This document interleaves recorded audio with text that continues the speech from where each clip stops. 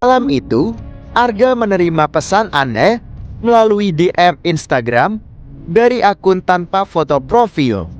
Pesannya singkat, datanglah ke rumah tua di ujung desa Lembayung. Jam 12 malam, jangan bawa siapapun dan ingat, jangan lihat ke belakang. Awalnya Arga mengira ini hanya lelucon iseng.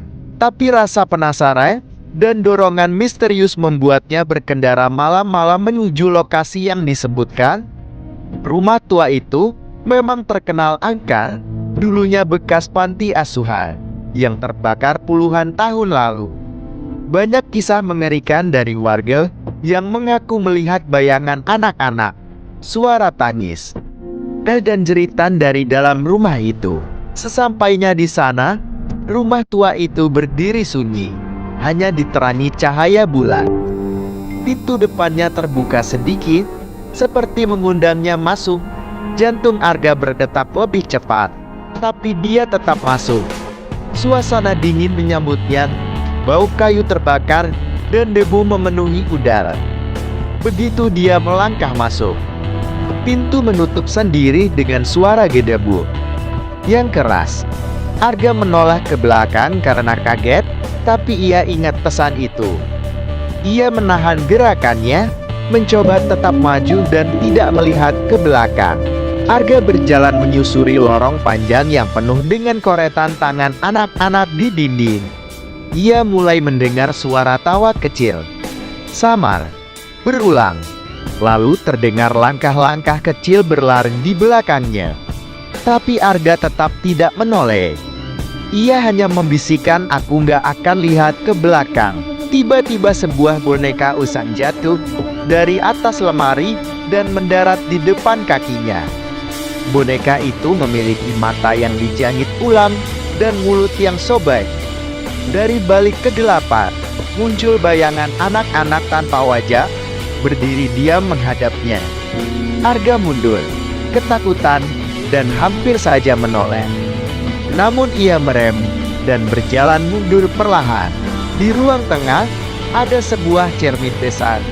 Di cermin itu tertulis dengan darah, "Kau akan melihat apa yang tak ingin kau lihat." Arga mencoba menahan diri, tapi rasa penasaran mulai menguasainya.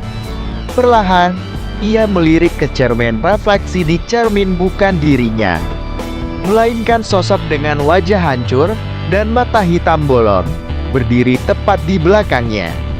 Nafas Arga memburu, tapi ia masih belum menoleh. Cermin retak sendiri. Dari retakan itu muncul tangan-tangan pucat yang meraih ke arahnya. Ia lari. Tangga menuju loteng terbuka sendiri. Suara berbisik menggema naiklah. Dan lihat kebenarannya di loteng. Arga menemukan kumpulan foto anak-anak yatim. Semuanya memiliki wajah yang dicoret. Di satu sudut, ada meja kecil dan buku harian. Isinya penuh tulisan anak kecil tentang penderitaan mereka. Pengurus panti menyiksa mereka, membakar mereka, mengubur yang mati di dalam rumah itu. Arga merasa muak. Lalu ia membaca kalimat terakhir, "Kami masih di sini, dan kami butuh teman. Jangan pergi, jangan lihat ke belakang." Tiba-tiba terdengar napas berat di belakangnya. Arga berdiri diam. Air matanya mulai menetes. Dia tahu ada sesuatu berdiri di belakangnya. Nafas itu makin dekat. Sesuatu menyentuh pundaknya, dingin seperti es. Arga menahan napas, tapi kemudian suara itu berbisik tepat di telinganya, "Kenapa kamu nggak mau lihat aku?" Dan Arga pun menoleh. Seketika itu juga jeritan mengguncang rumah tua itu. Semua jendela pecah, lampu-lampu padam, dan rumah itu kembali sunyi. Beberapa hari kemudian, warga menemukan motor Arga di depan rumah itu, tapi tak ada jejaknya. Polisi hanya menemukan satu hal aneh. Di dinding loteng, kini ada satu foto baru.